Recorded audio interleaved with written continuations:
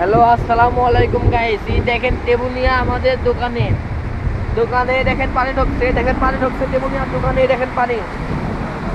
এই দেখেন পানি তো ভরে যাচ্ছে, দেখেন পানির দোকানের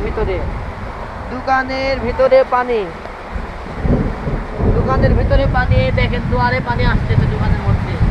আপনারা ভিডিওটা সবাই শেয়ার করে দিন, লোক দেখতে পারে যে প্রত্যেকটা টেবুনিয়া বাজারের কি অবস্থা। টেবুনিয়া বাজারে ড্রেন নাই, টেবুনিয়া বাজারে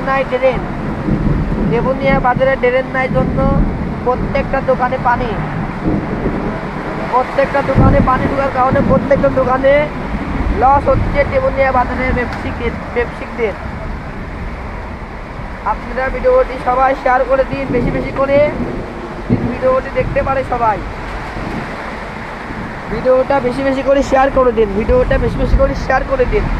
টেবুনিয়া বাজারের দোকানের ভিতরে পানি।